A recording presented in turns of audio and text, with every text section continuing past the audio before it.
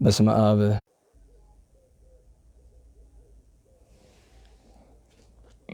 አብ ወወልድ ወመንፈስ ቅዱስ አሐዱ አምላክ አሜን። ይትባረክ እግዚአብሔር አምላክ እስራኤል ወአምላክ አበዊነ ቅዱሳን ዘተሳሃለነ ወገብረ መድኃኒተ ለሕዝበ ዚአሁ። ይቅር ያለን ለወገኖቹ ለምእመናን መድኃኒትን ያደረገ የአባቶቻችን አምላክ የነቢያት የሐዋርያት የጻድቃን የሰማዕታት የደናግል የመነኮሳት የአበው ሊቃውንት አምላክ ቸሩ እግዚአብሔር ከዚህ ሰዓት ከዚህ ዕለት ስላደረሰን ስለ ቸርነቱ ስለ መሐሪነቱ ስለ ይቅርታው ቅዱስ ስሙ የተመሰገነ ይሁን። እንዴት ሰነበታችሁ? እንዴት አረፈዳችሁ? ቸሩ አምላካችን መድኃኒታችን እግዚአብሔር ለአምላክነቱ እንደሚገባ ቅዱስ ስሙ የተመሰገነ ይሁን። እናታችን እመቤታችን ቅድስት ድንግል ማምላክ ወላዲተ አምላክ ማርያም፣ ቅዱስ ዕፀ መስቀሉ፣ ቅድስት ቤተ ክርስቲያኑ ያከበራቸው ቅዱሳን ሁሉ ስማቸው የከበረ የተመሰገነ ይሁን። እንዴት ሰንብታችኋል? ቸሩ አምላካችን ስሙ የተመሰገነ ይሁን። ዛሬ እንግዲህ የደገኛው ሐዋርያ የቅዱስ ታዲዮስ ዓመታዊ በዓሉ ነውና እንደ ሌሎች በዓላት ያው በየቤተ ክርስቲያኑ ይተረካል ብለን እንዳንተው ምናልባት የኔ የእውቀት እጥረት ሊሆን ይችላል። የቅዱስ ታዲዮስን የሐዋርያው ታዲዮስ ቤተ ክርስቲያን እንዳለ ሰማለሁ፣ ግን የት እንደሆነ አላወቅኩምና ያው የምታውቁ ሰዎች መልእክት ትሰጡኛላችሁ። ግን ያው ዛሬ ከ12ቱ ቅዱሳን ሐዋርያት እንደሚታወቀው የኢትዮጵያ ኦርቶዶክስ ተዋሕዶ ቤተ ክርስቲያን 12ቱን ሐዋርያት በደንብ ታከብራለች። በጣም ሲበዛ ለምን መሰረት ናቸው፣ የእምነት መሰረት ናቸው ይታወቃል። 12ቱ ቅዱሳን ሐዋርያት ለቤተክርስቲያናችን በብዙ ነገር መርህ መሰረት ናቸው። ስለዚህ ነገር 12ቱን ቅዱሳን ሐዋርያት እያንዳንዱን በዓላቸውን ቆጥራ ታከብራለች። ከነዚህ መካከል እንግዲህ ወርሃ ሐምሌ የዚህ ዓመት የቅዱሳን ሐዋርያት የመጨረሻ ማጠቃለያ ወር ነው። ከዚህ በኋላ አብይ የሐዋርያ በዓል አይኖርም። ነሐሴ ላይ የምናከብራቸው አልፎ አልፎ ቢኖሩም ግን ሐምሌ 10 ቀን በቅዱስ ናትናኤል ሐዋርያ የቅዱሳን ሐዋርያትን በዓል የዚህ ዓመት እንጨርሳለን ማለት ነው። ስለዚህ በ5 ጾሙን ከመፈጸማችን የብርሃናት ዓለም ቅዱሳን ሐዋርያት ጴጥሮስ ወጳውሎስን በዓል ከማክበራችን አስቀድሞ ዛሬ የደገኛው ሐዋርያ የደገኛው ቅዱስ ሰው የእግዚአብሔር ወዳጅ ከ12ቱ ቅዱሳን ሐዋርያት አንዱ ሆኖ ተመርጦ በዘመኑ ሁሉ ሲያገለግል የኖረ የቅዱስ ታዲዮስ ዓመታዊ በዓል ነው። እንግዲህ የቅዱስ ታዲዮስን ክብሩን ታሪኩም ጥቂት ነገር ለማንሳት የሚቀድመው ነገር ሐዋርያት ምንድን ናቸው የሚለውን ከዚህ በፊት የነገርኳችሁን መጋቢት 8 ቀን በቅዱስ ማትያስ ቀን እንዳነሳ ነው። አሁንም ማስታወሻ እንሰጣለን። የኢትዮጵያ ኦርቶዶክስ ተዋሕዶ ቤተክርስቲያን የጌታን በዓል ቅድማ ሰጥታ ታከብራለች። እግዚአብሔር ነው፣ ፈጣሪያችን ነው፣ አምላካችን ነው፣ ከሁሉ መድኃኒታችን ነው። ከሁሉ ቀድሞ የጌታ 18 በዓላት ይከበራሉ። ከጌታ 18 ቀጥሎ የእመቤታችን 33 በዓላት አሏት። ከእመቤታችን በኋላ የቅዱስ ሚካኤል የአርስተ አበው አብርሃም፣ ይስሐቅ፣ ያዕቆብና የሐዋርያት በዓላት ለየት ያሉ ናቸው። የቅዱስ ሚካኤልን በየወሩ እንደ ዓመት ክብረ በዓል ነው የምናከብረው። የአብርሃም ይስሐቅ፣ ያዕቆብንም ቢሆን መጽሐፍ እስመ ነሣኢነ ርስተ እምኔሆሙ ዘይነብር ለዓለም ለዘላለም የሚኖር ርስት መንግሥተ ሰማያትን ከነርሱ በነርሱ ወይም እግዚአብሔር ለነርሱ ርስት አድርጎ ሰጥቷልና አብርሃም ይስሐቅ ያዕቆብን ዘወትር በ28 እናከብራለን። ነሐሴ ላይ ማጠቃለያው ይከበራል ማለት ነው። ቅዱሳን ሐዋርያት በየወሩ በዓላቸው ይከበራል። ለምሳሌ ሁሌ ወር በገባ በአንድ ቅዱስ በርተሎሜዎስን እናከብራለን። ወር በገባ ሁሌ በ2 ቅዱስ ታዲዮስን እናከብራለን። ሁሌ ወር በገባ በ4 ወንጌላዊው ቅዱስ ዮሐንስና ሐዋርያው ቅዱስ እንድርያስን እናከብራለን። ከዚያ ወር በገባ ሁሌ በ8 ቅዱስ ማትያስን እናከብራለን። ሁሌ በ10 ሐዋርያው ቅዱስ ናትናኤልንና ቅዱስ ያዕቆብ ወልደ እልፍዮስን እናከብራለን። በ12 ወንጌላዊ ቅዱስ ማቴዎስን እናከብራለን። ከዚያ በ17 ቅዱስ ያዕቆብ ወልደ ዘብዴዎስን እናከብራለን። በ18 ሐዋርያው ቅዱስ ፊልጶስንና እንደዚሁም የኢየሩሳሌም የመጀመሪያ ኤጲስቆጶስ የሆነውን ቅዱስ ያዕቆብ ወልደ ዮሴፍን እሱ ከ72ቱ አርድእት ነው፣ ከ12ቱ ሐዋርያት መካከል አይደለም፣ ግን አብረን እናከብረዋለን። ከዚያ ውጪ በ22 ቅዱስ ሉቃስን እናከብራለን። በ26 ቅዱስ ቶማስን እናከብራለን። እንዲህ እያልን በወር ውስጥ የምናከብራቸው የሐዋርያትን በዓል በየወሩ እናከብራቸዋለን። ዋናው ትልቁ ክብራቸው ግን በዓመት ክብረ በዓላቸው ነው። የዓመት ክብረ በዓላቸው ማለት መስከረም 1 ቀን ሐዋርያው ቅዱስ በርተሎሜዎስን እናከብራለን። እንግዲህ መስከረም ላይ የምናከብረው ቅዱስ በርተሎሜዎስን ነው። ከዛ ጥቅምት ላይ በ12 ቅዱስ ማቴዎስ ሐዋርያ እናከብራለን። ህዳር ላይ በ18 ቅዱስ ፊልጶስን እናከብራለን። ታኅሳስ ላይ በ4 ቅዱስ እንድርያስን እናከብራለን። ጥር ላይ በ4 ዮሐንስ ወንጌላዊን እናከብራለን። የካቲት ላይ በ17 የካቲት 17 ቀን የካቲት 10 ቀን ያዕቆብ ወልደ እልፍዮስን እናከብራለን። መጋቢት 8 ሐዋርያው ቅዱስ ማትያስን እናከብራለን። ሚያዝያ 17 ቅዱስ ያዕቆብ ወልደ ዘብዴዎስን እናከብራለን።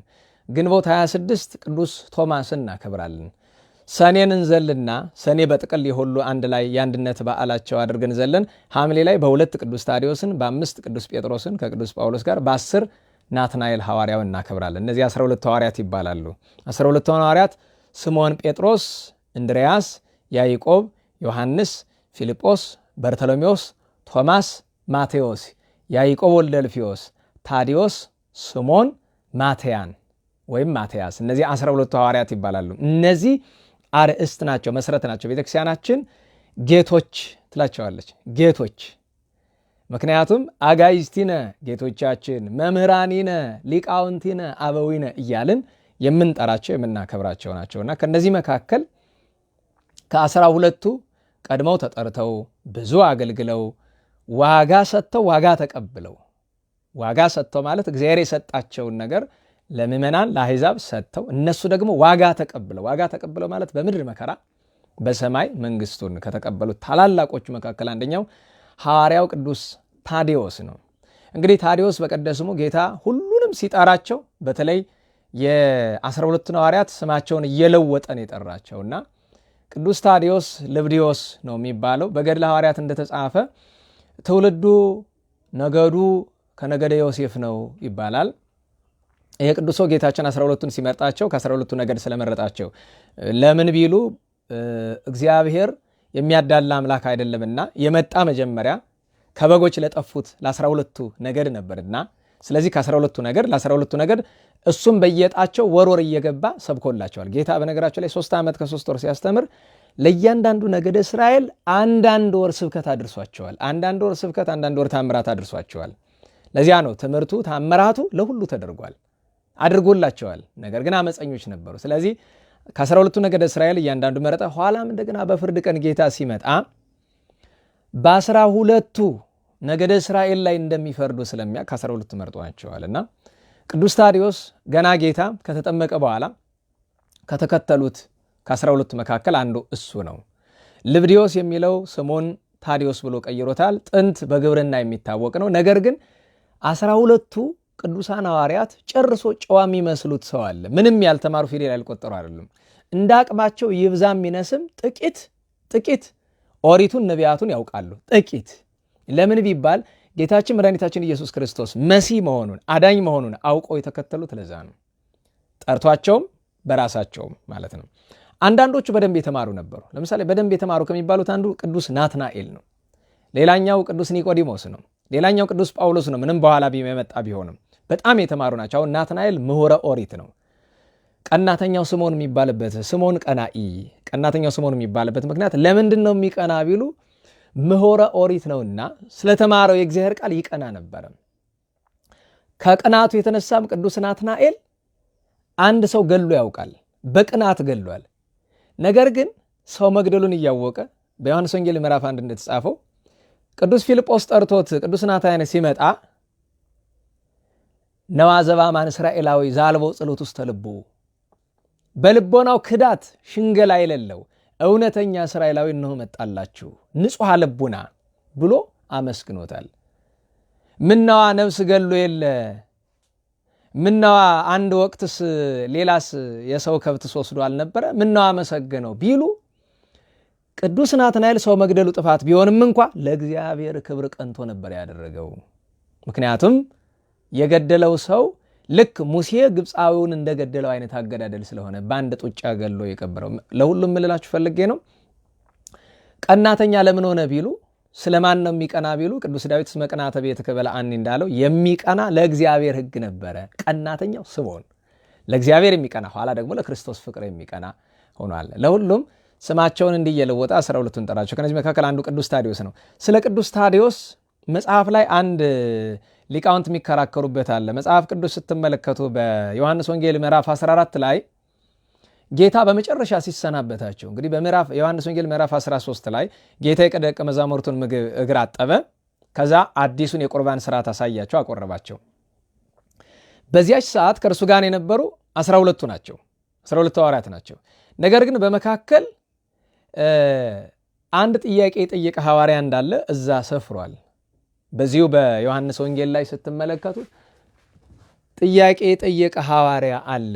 ይሄ ጥያቄ የጠየቀ ሐዋርያ ማን ነው? በስም የተጠቀሰው ይሁዳ ነው የሚለው ግን ዘአኳ አስቆሮታዊ ያስቆሮቱ ሳይሆን ብሏል። ምክንያቱም በዛ ዘመን ይሁዳ የሚባሉ ከ4 በላይ እንደነበሩ ለምሳሌ በግልጽ የምናውቃቸው ነበሩ። አንደኛው ይሁዳ አስቆሮታዊው ነበረ፣ ጌታን አሳልፎ የሰጠው። ሁለተኛው ይሁዳ ወልደ ዮሴፍ ነበረ፣ የዮሴፍ አረጋዊ ልጅ ከ72ቱ አርድእት የተቆጠረው። ሶስተኛ ይሁዳ ራሱ ታዲዮስ በራሱ ይሁዳ ተብሏል። እንዲያውም ምስራቅ ኦርቶዶክሶቹ ታዲዮስ ከሚለው ይልቅ በአብዛኛው ይሁዳ በሚለው ነው የሚጠሩት። ገድለ ሐዋርያትም ላይ ስትመለከቱ ታዲዮስ የተባለው ይሁዳ ነው የሚለው። አራተኛው ይሁዳ ተብሎ ደግሞ የተነገረለት ስምዖን የሚባለው ሐዋርያ፣ ስምዖን ጴጥሮስ ሳይሆን ቅድም ያልኳችሁ ቀናተኛውን ስምዖን ይሁዳ ብሎ የሚጠሩት አሉ። ስምዖንን ቀናተኛው ስምዖንንም ይሁዳ ብሎ የሚጠራ ትውፊት እንዳለ እናውቃለን። ለሁሉም በዮሐንስ ወንጌል ምዕራፍ 14 ላይ እንዲህ የሚል ጥያቄ ተጠየቀ እና ጌታ ለጥያቄው የመለሰለት ይሄ ቅዱስ ታዲዮስ ነው ብለው አባቶቻችን ይናገራሉ። አንዳንዶቹ ደግሞ አየለም ያኛው ይሁዳ ወልደ ዮሴፍ እጅግ ተወዳጅና ቀራቢ ስለነበረ ለዛኛው ነው የሚለዋል። ለሁሉም ላንብብላችሁ። በቅዱስ ዮሐንስ ወንጌል ምዕራፍ 14 ላይ ጌታ ቁጥር 21 ጀምሮ እንዲህ አለ፣ ትእዛዜ በእርሱ ዘንድ ያለ የሚጠብቀውም የሚወደኝ እርሱ ነው።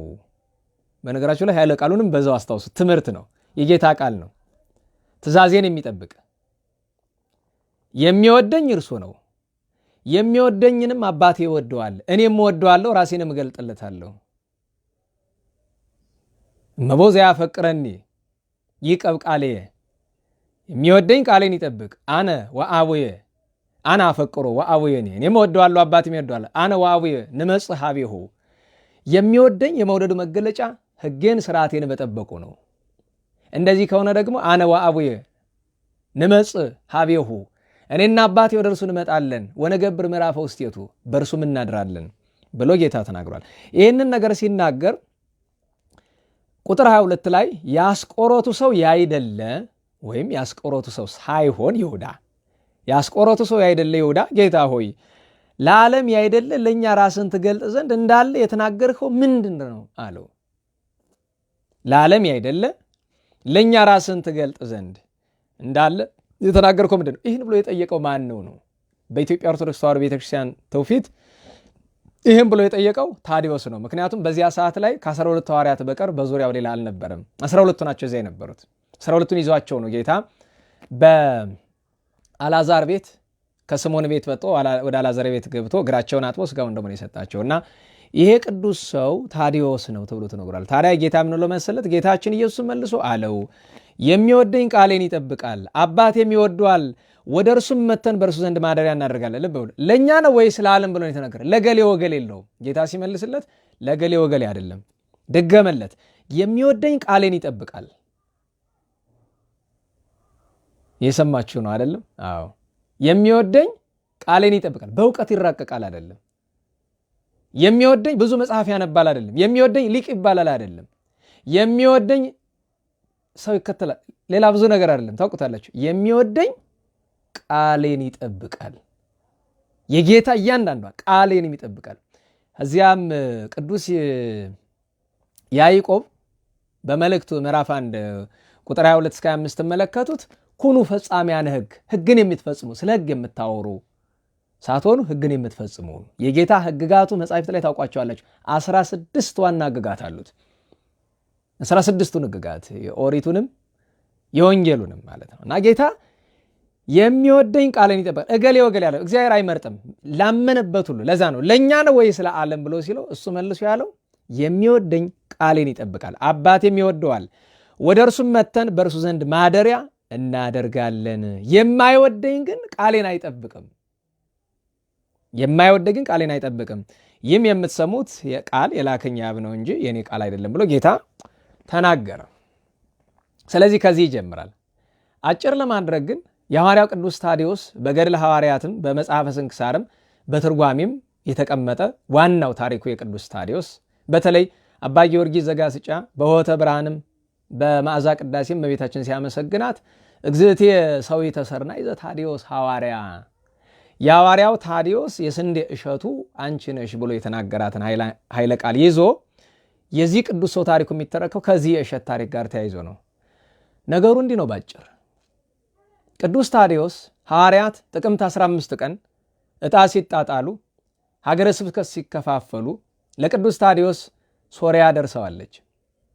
ከሶርያ በተለይ በልዳ ያስተምር ነበረ። ከልዳም ባሻገር አሁን ዛሬ የምንተርከው ታሪክ ባለበት ስፍራ ሐዋርያት ሁሉ ዕጣ ሲጣጣሉ ሮሜ ታላቂቱ ለቅዱስ ጴጥሮስ ነው የደረሰችው። ነገር ግን ቅዱስ ጴጥሮስ አለቃ ነውና ከሁሉ ሀገረ ስብከት እየገባ ያስተምር ነበረ። ይኸውም ሊታወቅ ዛሬ አንዱ ጳጳስ በሌላው ጳጳስ ሀገረ ስብከት ገብቶ መስበክ አይችልም፣ ሳይፈቀድለት ክህነት መስጠት አይችልም። ከአንዱ ሀገረ ስብከት ወጥቶ ሌላኛው ሀገረ ስብከት ሄዶ ክህነት መስጠት ስብከት ማስተማር አይችልም። ይህንን ከማድረጉ በፊት እንኳን ሌላ አባቶቻችን በሀገረ ስብከቱ እንኳ አልፎ ለመሄድ እንኳ ወደ ክፍሉ ሊቀ ጳጳስ ገብተው ያስፈቅዱ ነበረ። ከፈቀደለት ግን ማድረግ ይችላል። ፓትርያርክ የሆነ እንደሆነ ግን ፈቃድ አይጠይቅም። ለምሳሌ አሁን ቅዱስ ፓትርያርኩ መስበክ ከፈለጉ ወደ ሰሜን ጎንደር፣ ወደ ምዕራብ ጎንደር፣ ወደ ወደቡ፣ ወደ ሰሜን፣ ወደ ምዕራብ፣ ወደ ፈለጉት ስፍራ ሄደው ማስተማር ይችላሉ። ይሄ ከምን ስርዓት መጥቷል ቢሉ ከቅዱሳን ሐዋርያት ቅዱስ ጴጥሮስ ከሁሉ እየገባ ያስተምር ነበረ። እንደገና በዛው ልክ ደግሞ አንድ ሰባኪ የሀገረ ስብከቱ የስብከተ ወንጌል ኃላፊ ሳይጠራ ሳይፈቀድለት ሌላ ቤተክርስቲያን ሄዶ ማስተማር አይችልም። ምክንያቱም የክፍሉ ስብከተ ወንጌል ሊፈቅድለት ይገባል ወይ ሊጠራው ይገባል። ነገር ግን ሊቀ ጳጳሱ በገዛ ሀገረ ስብከቱ በፈለገው ስፍራ ገብቶ ማስተማር ይችላል። ይኸውም ሊታወቅ ሐዋርያት ሰባ አርድእት በገቡበት ስፍራ እየዞሩ እንደልባቸው ማስተማር ይችላሉ። ሐዋርያት በሰባ አርድእት ገብቶ እንደልባቸው ያስተምራሉ። ቅዱስ ጴጥሮስ በሐዋርያት ሀገረ ስብከት እንደልቦ ገብቶ ያስተምር ነበረ። ነገሩ ግን የድፍረት የስልጣን ጉዳይ አይደለም፣ ያው ድካም ነው፣ መከራ ነው። እና ቅዱስ ታዲዮስ ለስብከት ሲወጣ ቅዱስ ጴጥሮስ መጣና አብረን እንሄድ፣ አብረን እናስተምር አለው። እሺ ብሎ ተስማሙ። መንገድ ላይ ጌታችን በአምሳለ ወሬዛ ሰናየ ላህይ መልከ መልካም በሆነ መልካ ገጹ ባማረ ወጣት መስሎ ጌታ ተገለጠላቸው። አይዟችሁ እኔ ከእናንተ ጋር ነኝ፣ ስራችሁን ሁሉ ፈጽማለሁ። በተለይ አንተ ወዳጄ ታዲዮስ በእጅህ ድንቅ ምሰራ ነኝና አይዞ በርታ ብሎ ጌታ ተሰወረ። ከዚያ ሊሄዱ ወደ ሀገሩ ሊገቡ ሲሉ አበው እንደሚነግሩ ለቀናት ምግብ አልተመገቡም፣ ምንም አልበሉ። ምክንያቱም ሐዋርያት እንደምታውቁት እንደኔና እንደ ቢጤዎች አይደሉም። እንደምታውቁት ሐዋርያነት ተግባሩ ከባድ ነው። ደጋግመን እንደምንላችሁ ሐዋርያት የምንላቸው ሁሌ 7 መስፈርት እንናገራለን። አባቶቻችን አንድን ሰው ሐዋርያ የምንለው 7 መስፈርት ሲያሟላ ነው። በእግዚአብሔር የተጠራ፣ ከእግዚአብሔር የተማረ፣ በእግዚአብሔር የተመረጠ፣ በእግዚአብሔር የተሾመ፣ በእግዚአብሔር የተላከ፣ ለሚናገራት ለሚያስተምራት ትምህርት ለእያንዳንዷ ሁሉ በተግባር ምሳሌ የሆነ ወይም መናኝ የሆነ፣ መጨረሻ ደግሞ ለተናገረው እውነት ዋጋ የከፈለ ነው ሐዋርያ የሚባል እና ከነዚህ መካከል ታስቡት የሚገባ አባቶቻችን ሐዋርያት በሙሉ ቅዱስ ጴጥሮስም በማቴዎስ ወንጌል ምዕራፍ 19 ቁጥር 27 ላይ ኩሉ ኀዲገነ ተለውናከ ሁሉን ትተን ተከተለ ነው። ሁሉን ጌታም ብሏቸዋል። ጫማ በትራ ተያዙ፣ ሳንቲም እንዳይዙ፣ ገንዘብ እንዳይዙ አዟቸዋል። እንደ ቅዱስ ጳውሎስ ያሉ ቅዱስ ጳውሎስ ሳንቲም ይዜ ነበረ፣ ለራሱ ሳይሆን ለአገልግሎቱ ጉዳይ ስለሚያስፈልገው ነበረና ምንም ነገር የላቸውም። ግን ጌታ ምኗል? ይደለው አስቡ ለዘይት ቀነይ ለሚያገለግል ዋጋ ይገባዋልና ልታስተምሩ የገባችሁበት ቦታ ላይ እራታችሁን ብሉ ብሏቸዋል። እና ሄደው ርቧቸዋል። ሰው ናቸው ቅዱሳን ሐዋርያት፣ በእውነቱ ርቧቸዋል። እኔ አንዳንዴ በነገራችሁ ላይ አዝናለሁኝ። ነጋ መሸ ያገኘሁትን ነገር ስበላ ስውል እኔን የመሰላችሁም ሌሎቻችሁም ስታስቡት ሐዋርያት ይርባቸው ነበረ፣ በጣም ይርባቸው ነበረ። ምክንያቱም ድሆች ናቸው። በዚህ ዓለም ምንም ነገር አልነበራቸው፣ ምንም ነገር። አስቡ እስኪ። ቅዱስ ጳውሎስ ለዛ ነው ተመሰሉ ኪያየ በከመ አነ እትሜሰሎ ለክርስቶስ፣ ክርስቶስ አንዴ እርሶ እንደተባለ ከዚህ ዓለም ገንዘብ በሁሉ ነገር ድሃ ሆኖ ምንም ሳይኖረው ድህነትን ያሳየን፣ ሰማያዊ ሀብትን ለማግኘት በምድር ያሳየን ድህነትን ነው። ይሄ ማለት ሰርታችሁ ገንዘብ አታገኙ ለማለት አይደለም። ገንዘቡን ያዙትና ግን ጌታ ምን አለ? ብፁዓን ነዳያን በመንፈስ ሀብታሙ ናችሁ፣ ግን ውስጣችሁን እኔ እግዚአብሔርን ያለኝ እንጂ ብላችሁ ራሳችሁ እንደ ድሃ ቁጠሩ ብሎ ጌታ አስተምሯል። በማቴዎስ ወንጌል ምዕራፍ 5 ቁጥር 2 ላይ ብፁዓን ነዳያን መንፈስ እስመ ሎሙ ውእቱ መንግሥተ ሰማያት፣ በመንፈስ ድሆች የሆኑ ብፁዓን ናቸው መንግሥተ ሰማያት የእነሱ ናትና ብሎ ተናግሯል። ይህም ማለት የቻለ እንደ ቅዱሳን መንኖ በከተማ ይሁን በገዳም መንኖ ባዶ ምንም የሌለው መሆን፣ ያ ባይቻል ደግሞ ያለንን ገንዘብ በስርዓት መጠቀም በራሱ ምናኔ ነው። አስራቱን አውጥቶ ነዳያንን አብልቶ ከዛ ደግሞ ሀብታም ነኝ የሚለውን አስተሳሰብ ከጭንቅላቱ አርቆ እንደ ድሃ አስቦ ከድሆች ጋር ራሱን እኩል ቆጥሮ ሳይኮራ ለእኔ ደልድሉልኝ፣ አንጥፉልኝ፣ ከፍ ካለ ወንበር አስቀምጡኝ ሳይል ማለት ነው። ስለዚህ ነገር ጌታ ብፁዓን ነዳያን በመንፈስ አለ። ሐዋርያት ግን ጨርሶ በመንፈስ ብቻ አይደለም በስጋም ድሆች ነበሩ፣ ምንም አልነበራቸውም። ነገር ግን ክርስቶስ ከእነርሱ ጋር አለ እና ሲሄዱ ለምነው ነበር የሚበሉ። ለሰው የዘላለም ሕይወትን የሚሰጡ ለድውያን ፈውስን፣ ለዕውራን ብርሃንን፣ ለአንካሳን መራመድን፣ ለሙታን ሕይወትን የሚሰብኩ የሚሰጡ በማቴዎስ ወንጌል ምዕራፍ 10 ቁጥር 1 እስከ 5 ተመለከቱት። ድውያነ ፈውሱ፣ ድውያንን ፈውሱ፣ ሙታነ አንስኡ፣ ሙታንን አንሱ፣ እለ ለምጽ አንጽሁ፣ ለምጻሞችን አንጹ፣ አጋንንተ አውጽኡ ተብሎ አጋንንትን የሚያረዱ ሲፈልጉ በስልጣናቸው በነፋስ የሚሰቅሉ በሌጊዮን የሚነጹ ሁሉ በእጃቸው የተያዘ ግን ደግሞ ድሆች ናቸው። ባለጠጎች ናቸው ግን ደግሞ ድሆች ናቸው። ምክንያቱም ሰማያዊ ባለጸግነት በምድር ድህነት ይገኛል። በምድር ድህነት ማለት ግን በስንፍና የሚመጣ ድህነት አይደል። ብዙዎቻችን ድሃ የሆነው እኔን ጨምሮ ሰነፍ ስለሆንን ነው። ሰነፍ ስለሆንን ቅድም እዚህ መከረኛ ፌስቡክ ላይ ጽፌላችኋለሁ። ለሰው ልጅ ጠላቱ ሰይጣን አይደለም። አንደኛ ጠላቱ ሰይጣን አይደለም። አንደኛ ጠላቱ ክፉ ሰዎች አይደሉም። አንደኛ ጠላቱ ማንም አይደለም። አንደኛ ጠላቱ የገዛ ሰብዕናው ነው። የገዛ ክፋቱ እና ስንፍናችን ነው። የጎዳን ክፋታችን፣ ስንፍናችን ነው። እና ሐዋርያቱ አይናቸውን ቢያነሱ አንድ ገበሬ ያርሳል። ይሄ ገበሬ ተቀጣሪ ነው፣ የራሱ አይደለም፣ ድሃ ነው። እሱ ራሱ ተቀጥሮ ነው የሚያርስላቸው። ከዛ ደረሱና በሃከ አሉት፣ ሰላም ለአንተ ይሁን አሉት። ለእናንተም ሰላም ይሁን ብሎ አላቸው።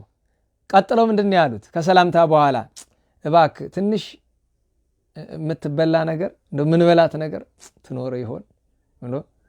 በነገራችሁ ላይ ለመናችሁ ታውቃላችሁ? ርቧችሁ ለመናችሁ ታውቃላችሁ? ለምነው የሚያውቃል? ርቦት የሚበላ ነገር ለምነው የሚያውቃል? ያውም የማታውቁት ሰው። ወላጅን ቢለምኑት ልመና አይባልም እሱ። ወንድም እህት ቢለመን፣ የቅርብ ጓደኛ ቢለመን ልመና አይደለም። ምንም የማታውቁት ሰው ጋር ለመናችሁ ታውቃላችሁ? በጣም ከባድ ነው። የደረሰበት ያውቀዋል። በጣም ከባድ ነው ከማታውቁት ሰው መለመን። ለምን ብትሉ ለድሃ መራራት የሚቻለው ያን ቀን ነው። ያኔ ነው ረሃብ ምንድን ነው ብሎ ሰሎሞን ጠይቆ የለ ረሃብ ምንድን ነው አለ። ረሃብ አቀመሰው እግዚአብሔር። ረሃብ ምንድን ነው አለ። ረሃብ ማናቅ ሰዎች አለን። በነገራችሁ ላይ እኛ ረሃብ ምንድን ነው የቱ እንደሆነ ታውቃላችሁ? ውለህ ጾመ 9 ሰዓት ላይ ልትበላ ስትል የሚሰማ ስሜት እሱ ረሃብ አይደለም ወንድሜ። እሱ የምግብ ፍላጎት ነው፣ የመብላት ፍላጎት ነው፣ ረሃብ አይደለም።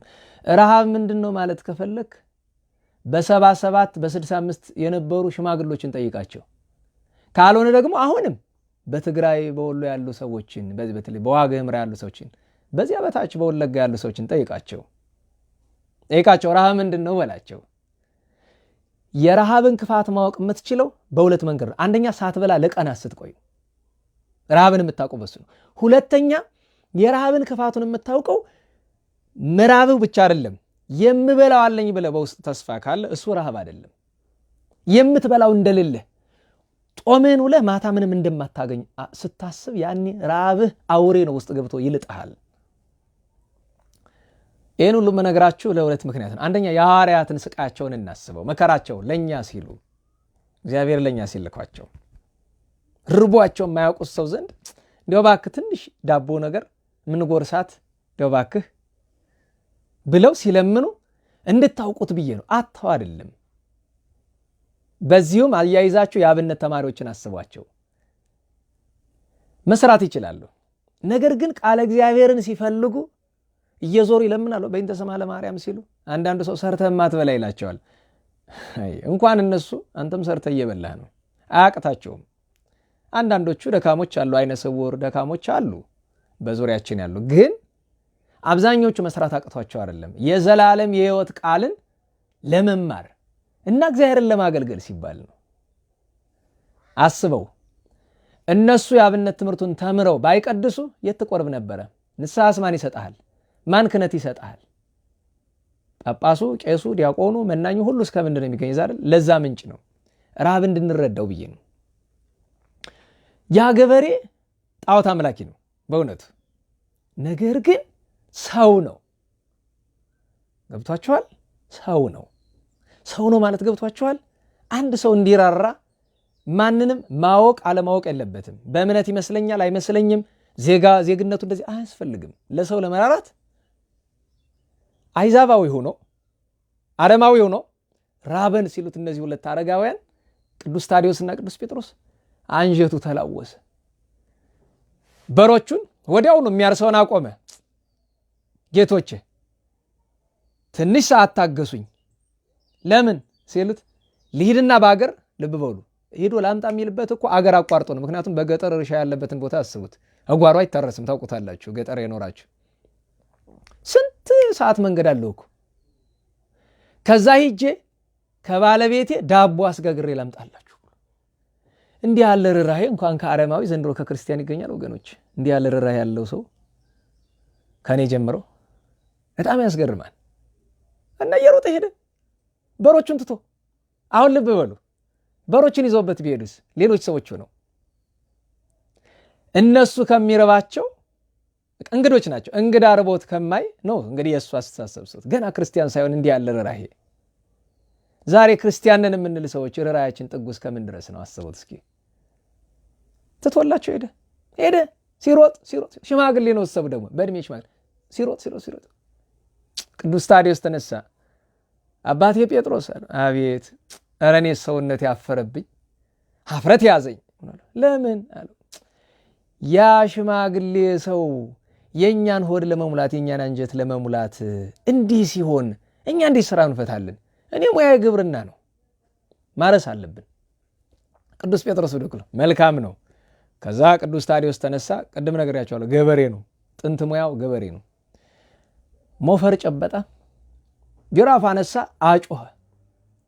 እንግዲህ እንደምታውቁት መልካም ገበሬ በሬውን አይገርፈውም፣ በማጮህ ነው የሚገራው፣ አይመታውም። ከመጠን በላይ ካስቸገረ ደግሞ ሾጥ ያደርገዋል እንጂ ዝም ብሎ አይደበደም። ያው ገበሬዎችን ጠይቋቸው፣ በሬ በጣም ያከብራሉ ይወዳሉ። እና ከላ ላይ ለአስዋር በሬዎቹ ላይ ጮኸባቸው። ኋላ ዞር አለና ወንድሜ ጴጥሮስ ምን ዘራው ምንድን ነው አለ። አይ እኔ እኮ ስንዴ አለይም ብሎ እንደ ትንሽ ባኩፋዳ ነገር በዚች አንጠልጥሎ ይዞ ነበር። እሷን አወጣ።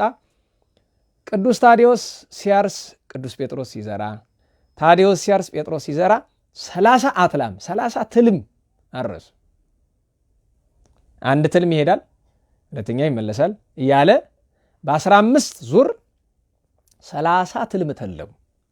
ታዲያ ቅዱስ ጴጥሮስ የመጀመሪያው ትልም ተተልሞ አልቆ 10 ትልም እንግዲህ በአምስት እጥፍ በ5 ዙር 10 ትልም ጨርሰው ወደ 11ኛው ወደ ሲሄዱ መጀመሪያ የተዘራው በቀለ። እዚያው ላይ 20ውን ሲዘልቁ የመጀመሪያው የበቀለው አበበ ወይም ደግሞ ለፍሬ ደረሰ። ወደ ከ20 እስከ 30 ባለው ትልም ሲደርሱ እንዲህ ያለ እና የመጀመሪያው 30ውን ሲጨርሱ መጀመሪያ የዘሩት ፍሬ አፍርቶ ተገኘ። ሁለተኛ የዘሩት በመጠን አሽቶ ተገኘ። ሶስተኛ የዘሩት በቅሏል።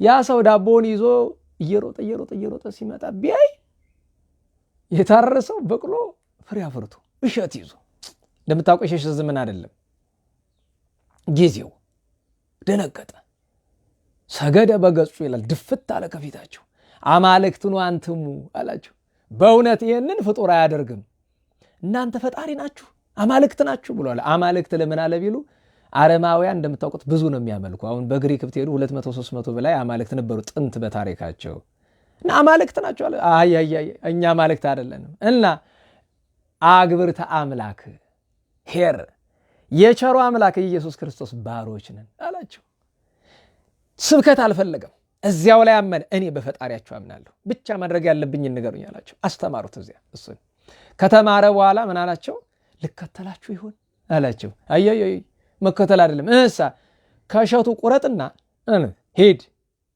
ወደ ከተማ ይዘ ባለቤትን ምግብ አዘጋጅልን በላት ያመጣው ዳቦ እንኳን አልተመገቡትም ኋላ ትዝ ሲላቸው ደግሞ ስብከተ ወንጌል ግብርና አለ ዋናው ግብርና ቀርቷል መንፈሳዊ ግብርና ሄድ ይዛሉት እንመጣለን ንፈቅድ በውኦታ ለዛቲ ሀገር ወደዚች ሀገር ልንገባ እንወዳለን እግዚአብሔር እስከወደደ ድረስ ማለት እሺ አለ በሮቹን ምን ብለውታል በሮቹን ለሰው ስጥ እሸቱን ላንተ ብለውታል እሸቱን ታቅፎ በሮችን ነርቶ ለባለቤቱ ለቀጠረው ሰው አስረከበና ወደ ቤቱ ሊሄድ ሲል የሀገሩ ሰው ተሰብስቦ ታምር ነው በነገራችሁ ላይ ዛሬ ያው በመስኖም በምኑም ብዙ ነገር ስለሚደረግ ላይገርመን ይችላል ያኔ ግን ድንቅ ነው አሁን በዘር ወቅት እሸት ማግኘት ተአምር ነው ገርሟቸው ከወዴት አገኘ መልስ አልሰጣቸውም አልፎ ሄደ ለመኳንንቱ ከሰሱት መኳንንቱ ሰብስበው ጠሩት ይህን እሸት ከወዴት አገኘው ብለው አሉት ነገራቸው ምን እንደተፈጠረ እና ታዲያ እነዚህ ሰዎች አምጣቸው እንያቸው ብለው አሉት አረ ምን አደከማችሁ ራሳቸው ይመጡ የለ ሲመጡ ታያቸዋላችሁ ችግር የለም አላቸው ገባ ወደ ቤቱ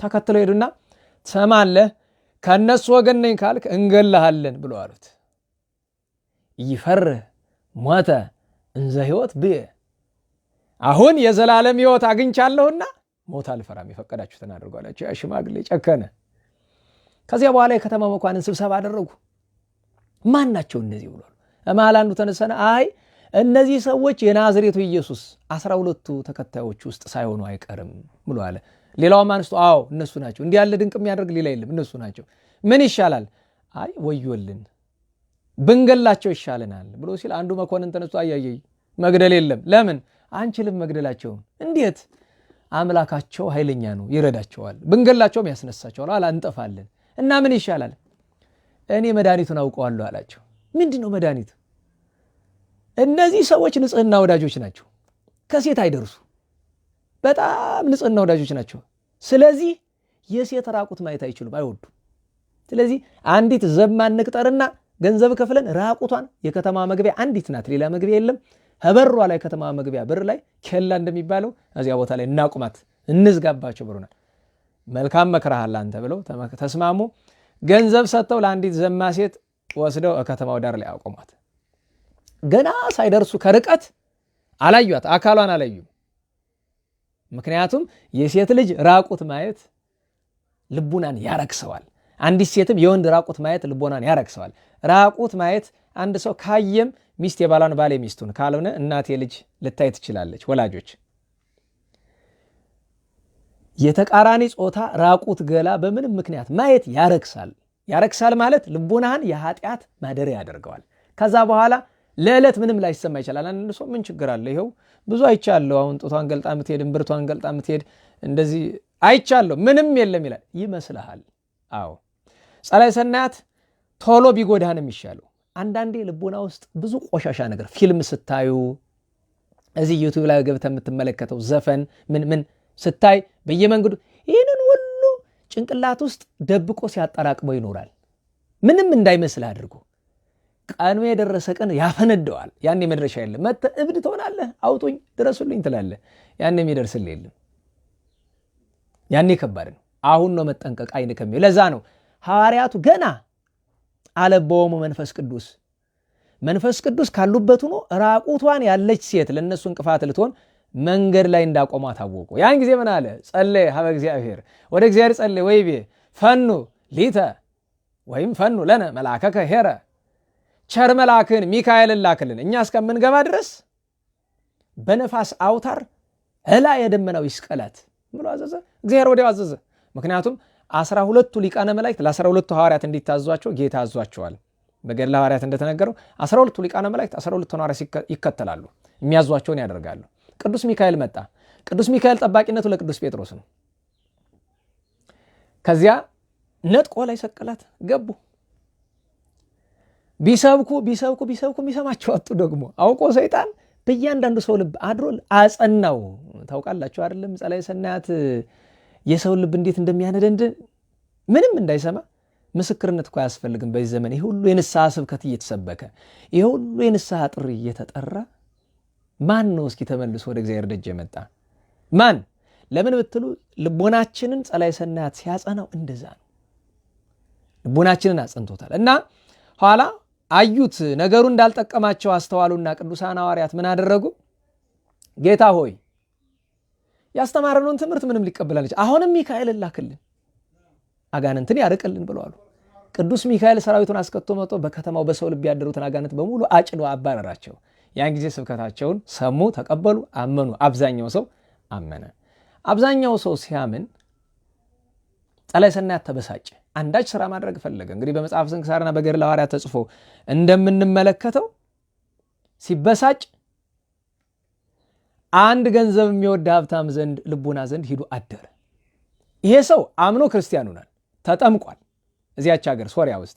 ነገር ግን በጣም ገንዘብ ይወዳልና የሐዋርያት ትምህርት አልጣፈጠውም ብዙም፣ በተለይ ከገንዘብ ጋር የተያያዘው ልክ ቅድም እኔ እንደተናገርኩት አይነት ማለት ነው። አልጣፈጠውም። ወዲያውኑ ተንኮል አስበው በልቡ ቀረብ አለና ሰገደ። አውቆ ከልቡ ነው አይደለም እኮ አሰጋገዱ፣ በማስመሰል ሰገደ። የእግዚአብሔር ሐዋርያ ታዴዎስ የዘላለም ሕይወት ወርስ ዘንድ ምን ላድርግ ብለዋል። የዘላለምን ሕይወት ወርስ ዘንድ ምን ላድርግ? ልብ በሉ እንግዲህ ያም ብሎ ሲጠይቀው እሱ ከጌታ ቃል በማርቆስ ወንጌል ምዕራፍ 10 ቁጥር 17 ላይ አታመንዝር፣ አትስረቅ፣ አትግደል፣ አባትና እናትህን አክብር፣ አትመኝ፣ ይህን ሁሉ መከረውና ሌላስ አለው። ሌላማ ፍጹም ልትሆን ትወዳለህ አለ። ልክ ጌታያን ባለጠጋ እንዳለው ማለት ነው። ፍጹም ልትሆን ትወዳለህ። ሲጥ ኩሎ ዘብከ ንዋይ፣ ያለን ሁሉ ሽጥ፣ ወሀብ ለነዳያን ወትረከ መዝገበ በሰማያት፣ ያለን ሁሉ ሸጠ ለነዳያን ስጥ፣ በሰማይ መዝገብ ማለትም የዘላለም ሕይወት ታገኛለህ ብሎ አለው። ተናደደ። እንዴት እንዲህ ትለኛለህ ብሎ ወሐነቆ ለሐዋርያ፣ አንገቱን ሄዶ እንደዚህ አድርጎ ጨፍልቆ ያዘው። ቅዱስ ጴጥሮስ እዚያ አገልግሎት ቆይቷል። ቢመጣ ግጥም አርጎ አንቆት እዚያው ላይ ያንፈራፍረዋል። እና አባቶቻችን ምን ይላሉ? ከማነቁ ጽናት የተነሳ አይኑ ወጥቶ ሊወድቅ ነበር። የቅዱስ ታዲዮስ አይኑ ወጥቶ ሊወድቅ ነበር። እንዳይሞት ያጸናው እግዚአብሔር ነው እንጂ ሞት ይገለው ነበር። መጥቶ ቅዱስ ጴጥሮስ ምን ይመለከታል? የቅዱስ ታዲዮስ ጠባቂው የሆነ መልአክ ፈቃደ እግዚአብሔር ይጠብቃል። ሊቀስፈው ፈልጎ ሊመታው ፈልጎ ይህንን ምክንያቱም ፈቃደ እግዚአብሔር ካላገኘው ይህን አይነት ስራ መስራት ወዲያውኑ እፎ ተሐንቅ ሐዋርያው ለክርስቶስ፣ አንተ የክርስቶስን ሐዋርያ መላእክት እንኳ ይፈሯቸዋል፣ ሐዋርያትን ያከብሯቸዋል፣ እንዴት ታንቃለህ ብሎ ሲለው ደንግጦ ለቀቀው። ትንሽ ቆይቶ የቅዱስ ታዲዮስ ነፍሱ መልስ አለለት እና አበው ምን ይላሉ? በከየ ቅዱስ ታዲዮስ አለቀሰ። ለምን እንዳለቀሰ ታውቃላችሁ?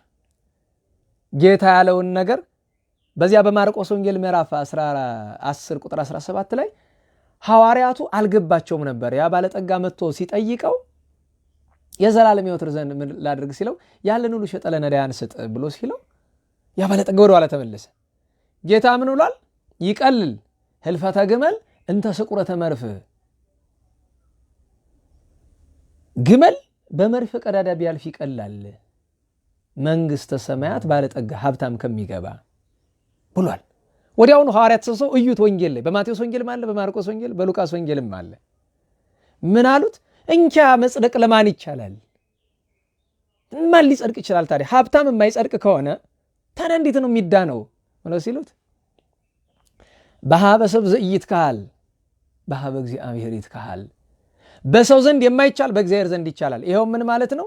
ባለጸጋም ካወቀበት ከእግዚአብሔር ጋር መኖር ከፈቀደ አስራቱን አውጥቶ ነዳያንን አብልቶ ራሱን እንደ ሀብታም ሳያኮራ መኖር ከቻለ እንዴ መንግስተ ሰማያት የገቡና አብርሃም እነ ኢዮብ እኮ ባለጠጎች ናቸው።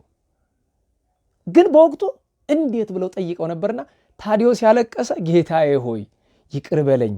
ያን ጊዜ እንደዚህ ብሎ የጠየቀ ታዲዮስ ራሱ ነበረ ይላሉ አባቶቻችን። ታዲዮስ ነበረ። እንዴት ሊድን ይችላል ታዲያ እንዴት ብሎ ይዳናል ብሎ ያሉ።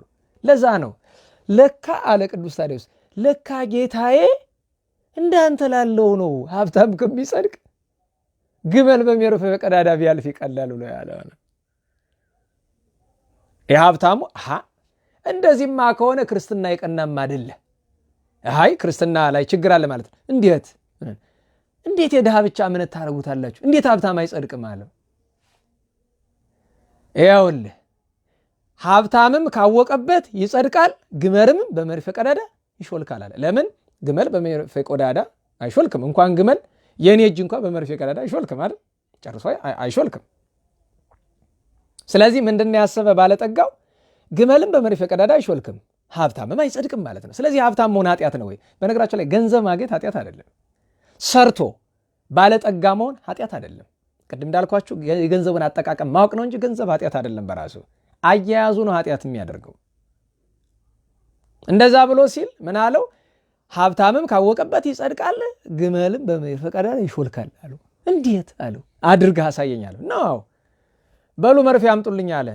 መርፌ የሚሰራው ሰውየው አንጥረኛው መርፌ የሚሰራው አምኗል፣ ክርስቲያን ሆኗል። እና የተላከውን ምን ብሎ ይጠይቀዋል? ሐዋርያው መርፌውን ለምን ፈልጎት ነው አለው። ግመል ሊያሾልክበታል ነው። አንድስ የሚያክል መርፌ ላክለት ግመል የሚያሾልክ። ታዲዮስ መቼን አልኩ መርፌ ነው እንጂ ስለ ሐሳብ እግዚአብሔር ይስጥ። እኔ ግን የፈለኩ የልብስ መስፊያ መርፌ ነው የፈለኩ መርፍ ነው የፈለኩ አለው። እንጋ ፈለከው ብሎ መርፌ ሰጠው። ያችን መርፌ ወስዶ ተከላትና ባለ ግመል መጣ። እንዲያውም ግመሉ ብቻ አይደለም አንተ ባለ ግመል ከነ ግመል በዚህ መርፌ ቀዳዳ እልፍ አለው። አሁን እምነት የሌለው ሰው ሲሰማ እንዴት ይላል? አዎ ጌታ ምን አለ? በሰው ዘንድ የማይቻል በእግዚአብሔር ዘንድ ይቻላል። ለእግዚአብሔር ምን ይሳነዋል? እንኳን ግመል ይችን ዓለም ከፈለገ በመርፌ ቀዳዳ ያሾልካት። ዓለም እንዳለች ከፈለገ ያሾልካት የለ እምነት አይደለ? እምነት እኮ ነው። እለፍ አለው። ሰው ገርሞት አይኑ ፈጠጠ። ይሄ ባለጠጋውም ሀብታሙ ግን አለ አረ ይሄ ነገር ምታት ነው መሰል አለ። አረ አላመኑኝም። ተመለስ አሁንም በመርፌ ቀዳዳ ድገም አለው። ደገም ሰልስ አለው። ሰለሰ 3 ጊዜ ባለግመሉ ከነግመሉ ሄደ። እጹብ አለ። በከተማዋ የቀረ የለም። ሁሉም አልቦ ባይድ አምላክ ዘነበለ እግዚ ኢየሱስ ክርስቶስ አምላኮሙ ለእሉ ሐዋርያት፣ ከነዚህ ሐዋርያት አምላክ ከኢየሱስ ክርስቶስ በቀር ሌላ አምላክ የለም ብሎ ድፍት ብሎ ሰገዱ። ያ ባለጠጋም ከእግሩ ወድቆ አለቀሰ። ከቅዱስ ታስ ይቅር በለኝ ብሎ አለው። ይቅር አለው። ያለውን ወርቅ ብር ሀብቱን ላመጥቶ ከሐዋርያው ፊት አፈሰሰው። ይኸው አለው ለወደድከው ስጥ አለ። ሐዋርያው ቅዱስ ታዲዮስና ጴጥሮስ ለነዳያን አካፈሉት። ያም ባለጠጋ በትር አነሳና ቅዱስ ታዲዮስ የያዛትን በትር እንካ ክርስቶስ ያደረገውን ነገር ስበክ ብሎ አለው። እንደ ሐዋርያት ባለጠጋ ሲሰብክ ኑሮ አርፎ ዋጋ ክብር ጸጋ አግኝቷል። ቅዱስ ታዲዮስም ለረጅም ዘመናት ለብዙ ወራት ሲያስተምር ኑሮ ሐምሌ 2 ቀን አርፎ መንግስተ ሰማያትን መንግስቱን ወርሷል። ስለዚህ ነገር ሐዋርያው ቅዱስ ታዲዮስን እናከብረዋለን፣ እናገነዋለን፣ ከፍ ከፍ እናደርገዋለን። እናከብረዋለን፣ እናገነዋለን፣ ከፍ ከፍ እናደርገዋለን አልክሳ ቢሉ እኛም የምናከብረው የምናገነው ከፍታ የምንሰጠው ሆነን አይደለም። ነገር ግን ለእመቤታችን እንደተነገረ ክብሩን እንናገራለን። እግዚአብሔር እንዴት ከፍ ከፍ እንዳደረገው እንዳገነነው ክብሩን ዋጋውን እንናገራለን። ስለዚህ በቅዱስ ታዲዮስ ስም አባቶቻችን ብዙ ስራ ይሰራሉ። ታዲያ አባ ጊዮርጊስን አለ ሰው የተሰርና ዘታዲዮስ ሐዋርያ የቅዱስ ታዲዮስ ዕለቱኑ ተዘርታ አሽታ አፍርታ ለመመገብ የደረሰች ያች እሸት አንቺ ነሽ። ነገሩን ከምን ጋር ያናጽሩታል? ኤልያስ ነቢዩ ቅዱስ ኤልያስ ሰማይን ከለጎመ በኋላ ባዘነበበት ዕለቱኑ በቅሎ አሽቶ አፍርቶ፣ ለዚያ ነው ደመና ኤልያስ አንቲ እመቤቴ አንቺ የኤልያስ ደመና ነሽ ብሎ ያላት። አንቲ ዘባን ደመና ሲተረጎም ያለው ከዚያ ጋር ያናጽሩታል። ያች እሸት የእመቤታችን ምሳሌ፣ ዛላዋ የእመቤታችን ፍሬዋ የጌታ ምሳሌ፣ እመቤታችን ያለ ጊዜው አፍርታ አብባ የተገኘች ያውም በዜና ቅዱስ ዲሜጥሮስ የስንዴ ዛላ የወይን ዘለላ እንዲል፣ የበርተሎሜዎስ የወይን ዘለላ እመቤታችን ናት፣ የቅዱስ ታዲዮስ የስንዴ ዛላ እመቤታችን ናት። ስለዚህ እመቤታችን ከዚህ አያይዞ ያመሰግኗል። ለምን ቢሉ ለነ ቅዱስ ታዲዮስ ጌታን ወልዳ ለሐዋርያነት ያበቃቻቸው፣ አንድም በጸሎቷ ለመንፈስ ቅዱስ ሀብት ያደረሰቻቸው፣ አንድም በጨነቃቸው ጊዜ እነ ታዲዮስ እነ ጴጥሮስ እነ ጳውሎስ እነ ዮሐንስ ባሉበት ቦታ የአምላክ እናት እያሉ እየለመኗ እየተማጸኑ ጸጋ፣ ዋጋ፣ ክብር ያገኙባት ስለነበረ እንዲህ ብሎ ያነሷል። ስለዚህ ዛሬ የሐዋርያው የቅዱስ ታዲዮስ ዓመታዊ ታዲያ አባቶቻችን ምን ያደርጋሉ? ሐምሌ 2 ቀን ስራ የሚሰራ ሳታገኙ ገበሬ ብትሄዱ በየትኛውም ክርስቲያን ባለበት ስፍራ ሐምሌ 2 ቀን እርሻ የሚያርሰው አታገኙ። በጣም ከሐዋርያት የበለጠ ይታወቃል። ይገርመኛል። ምን ይላሉ ታዲያ? ሐምሌ 2ን ያከበረ ዘሩ ይባረክለታል። እሸት አሁን የሐምሌ ናሴ እሸት ጎመን ነው አይደል? እሸት ኋላ በመስከረም በጥቅምትም ያገኛል።